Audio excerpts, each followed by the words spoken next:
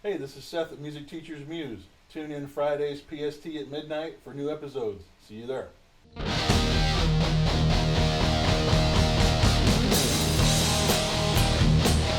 Hey, welcome back. Today we're talking about the policies and procedures you need for your own clients to protect yourself, make sure you get paid, and all the parameters that need to be included, period. So let's jump right into it. So, question one, do you need a policy? The answer is yes, without any exceptions whatsoever. You need a policy to protect yourself to where you are able to get paid on time and regularly, to where they can't screw you on, bailing without booking lessons and not getting paid, that are not paid in advance, cancellations, policies besides that are just things that come up, and it's just there's not any leeway here. You need a policy. If you don't have one, it's going to make your life really difficult, and you're not going to be able to enforce anything because you don't have anything in writing. So absolutely yes, you do. So let's jump into what the policies actually are. So I've got them all typed out here. This is the copy that I print out and give to any new client. So let's just jump right into it.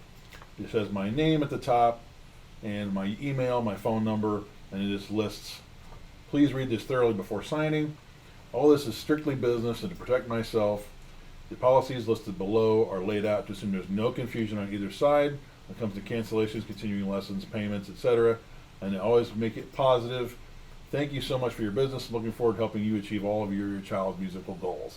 So even though it's something they have to sign, and to be honest, I've never had anybody have a problem with signing it. But let's be real here. After you reach a certain age, you know that if you give people a chance to screw you or take advantage of you, they will. Whether they do it maliciously or not, if you don't make certain things concrete, then they're going to be able to wiggle in and out of that and make your life more difficult for you. So don't give them the chance. So the first thing you want to include, so I have right here, is payments and how payments are accepted.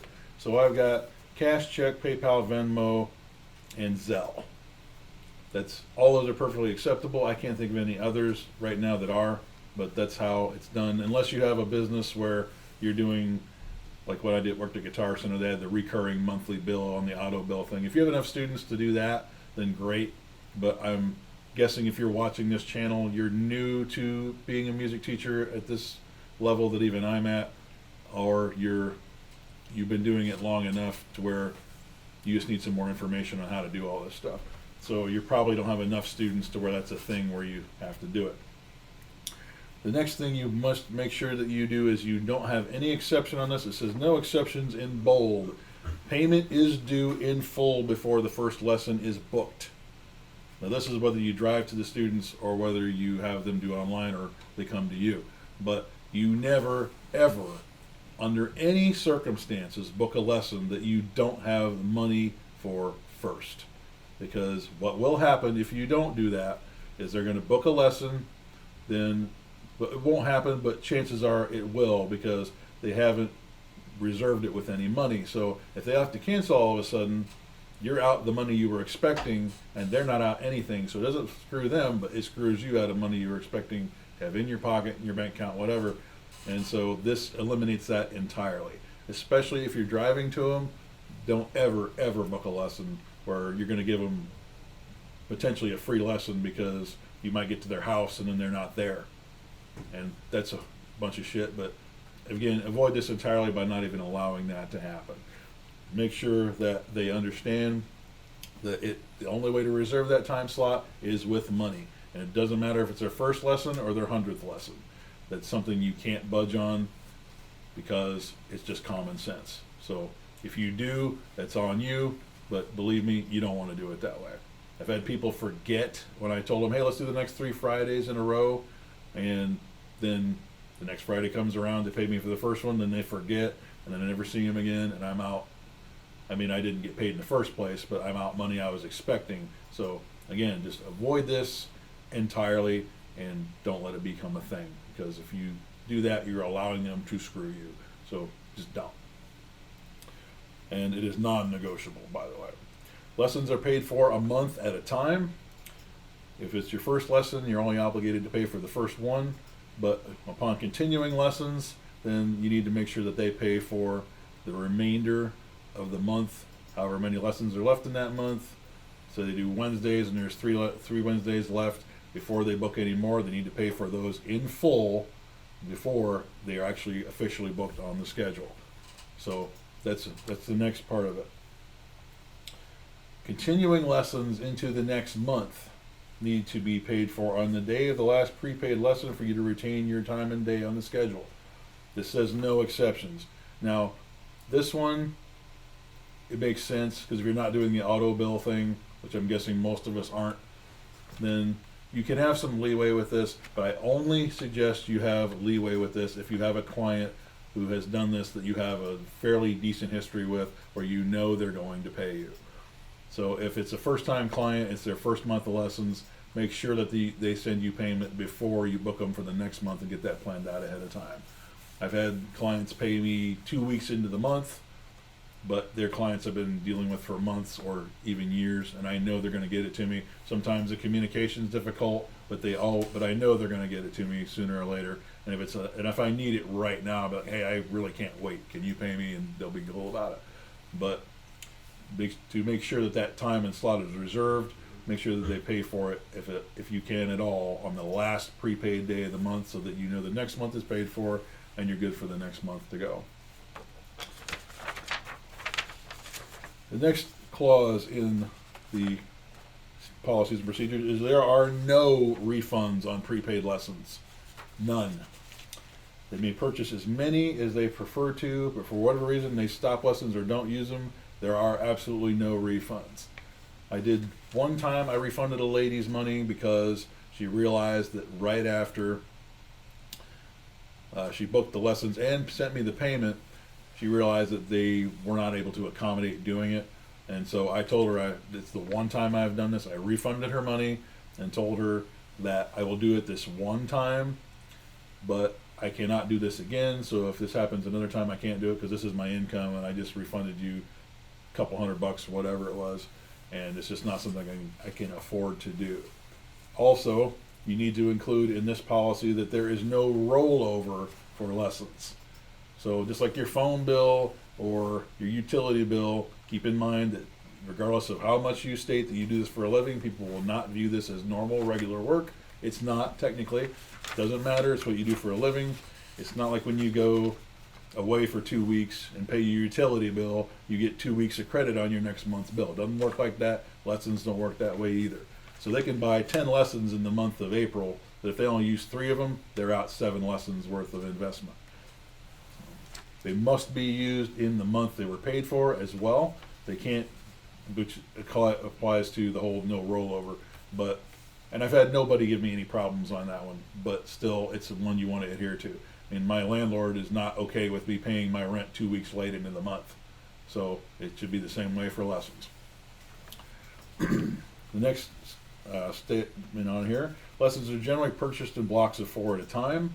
If there's more than 4 lessons in the month, say there's 5 Wednesdays in whatever month it is that year, then that will be prorated and they will be charged an extra lesson for that month. So those are the months that you like because it's extra money for you. So that's just a fact. That's the way it works at the stores. And then I just have the time limit that the lessons last 30, 45, 60, 90, and 120 minutes, although most people don't go anywhere past an hour.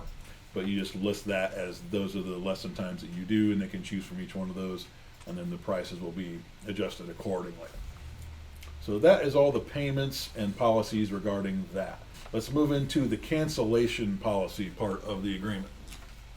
This is it's all exceptionally important, but especially this part, I think, because you just want to make this ultra clear. So depending on the amount of time that you give them to cancel, I have a 24-hour cancellation policy. So it says in bold, if you cannot make your lesson, I must receive notification no less than 24 hours prior to your scheduled lesson day and time. Now, one time at a mom and pop store I worked at, they did have a 12-hour cancellation policy, which I thought was great because it protects you more. But it's a little too strict, and most of the time a full day is more than enough for you to be notified. Now, this is one that you have to be careful on because most of the time it's perfectly okay to enforce this. But you have to remember people are human and shit happens. So if there is, say, they get in a car accident, somebody is ill, or some kind of emergency happened on the day of the lesson, reschedule them, be cool, because it will largely mean, if it's a long time client especially, you don't want to piss them off and not have a heart. So it sucks because you're not going to get paid for that day. It screwed up your schedule, but shit happens, and those are the cases you can excuse this in. But it's not okay that they just forgot because they overbooked themselves or something. So make sure that you value and protect yourself here. That's why you have these policies in the first place. But just remember, life happens, and sometimes you do have to be flexible on those occasions because it will happen sometime. The next part is rescheduling and makeup lessons. So if they have to cancel with more than 24 hours notice, I just mentioned that they will retain their payment for that lesson, but they must use it within the remainder of the month. Again, they have to use the lessons in the month that they were paid for March, April, May, whatever month it is. I will make every attempt to reschedule them within that month, but if they do not use it within that month, they don't get a rollover, they don't get credit, it's just gone. Most of the time it's not a problem. I want them to be happy with their lesson program and the money they're spending, but that is something you want to make ultra clear. Sometimes you'll try to reschedule them 2 or 3 times that month and they're just not able to, and you're not able to fit it in with the rest of your students. And it's like, I did the best I could, but that's part of the policy, so it's a good reason to have that in there. Now, this next part of the policy I've never actually had anybody take advantage of yet, is regarding taking time off. This is something I came up with on my own to potentially up my income. If a student decides to take a vacation for a month and still wants to continue lessons, because if you have a student who's a long-time student, that might happen occasionally. Out here in LA, the clients that I drive to, they're rich people, so they can afford to take a month-long vacation. So that does happen. But most people, once they quit lessons for any length of time, unless it's just a couple weeks for something like that, you probably won't ever see them again. But I came up with an idea that potentially could make my income grow during that time.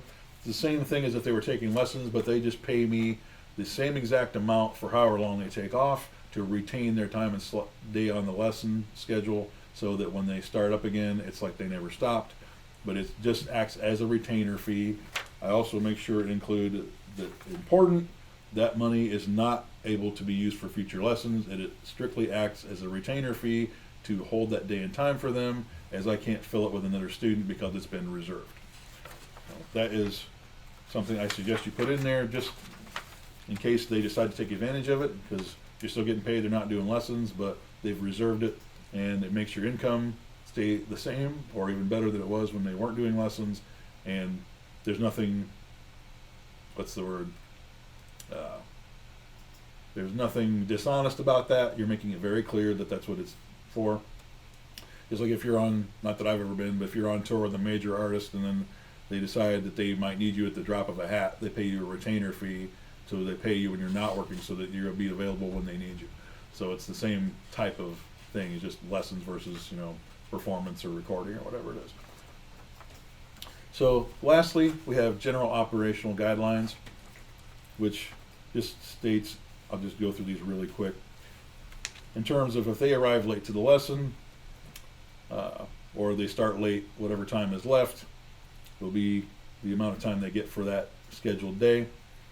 Remember, they're not just paying for your musical expertise, they're paying for your valuable time. And things come up, I also make sure to note that if I am late or running late, I will give them extra time to make up for it if I can, and if not, I will add extra time into the next lesson or lessons so that they get their money's worth. Also, please remember to have all their materials and equipment ready to go when the lesson is scheduled to begin, otherwise any setup will cut into their designated time. Please have any details ready when they book the first lesson for where you can park, specifics as far as their location, They might live in a gated community where they have to give you the code to get in, it's all those kinds of things like that. That's for driving to students only, of course. And then I just make sure, because a lot of this to us is common sense, at the end of this, I make sure and point out that I generally do not supply any sort of equipment for students to use for lessons. It's their responsibility to procure those. I can help them because I work at a music store and get them discounts and that kind of thing. But it is generally, it's their responsibility. Like I have this Squire Mini over here and a little bitty acoustic guitar for first timers who are kids. But my instruments, nobody else in the world touches that unless I grant them permission. So I don't take that guitar to lessons, and most of my guitars I don't, because they're valuable. So I'm not gonna let a little kid play on that for the first time. No way. So it's a self-explanatory thing, but people don't seem to realize that.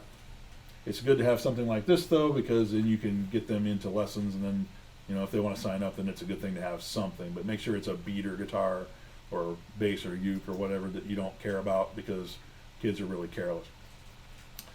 And at the very end, I just have, please, if you have any questions regarding any of these policies, don't hesitate to ask me about details.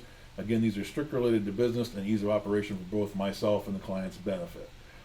At the very end, very important, I just read it to you, because you can't read the client's signature anyway, but it just says, I/we, the undersigned, have thoroughly read, understand, and agree to the policies and procedures listed above without question or misunderstanding. And they sign and date it, and then I print out a copy for myself. I sign and date it as well, so they have a copy and I have a copy. So if they decide to renege on any of these, I got it right here. Say, you signed this, you agreed to it, so it's either you adhere to this or we can't do this anymore. So that is the basics. Anybody has any suggestions of anything I should add or word differently possibly, please do so. I'm always learning. Most of these policies have been due to people either jerking me around, or they create these on their own, or I come up with a way to make it a clause in here to where I can protect myself further from their just stupid BS. So thanks for tuning in and watching. Please hit the bell for new videos. Subscribe, like, share. Follow us on Instagram and Facebook. Check out our sponsors in the description below. And we will see you next week.